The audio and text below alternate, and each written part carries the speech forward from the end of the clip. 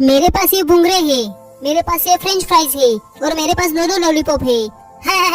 ए गरीब, तू हर बार आटे को खाने की चीज बताती है। कच्चा आटा कैसे खाएगी तू? ये आटा तुझको लॉलीपॉप लगती है? तुम्हारे पास तो खाने का कुछ नहीं है।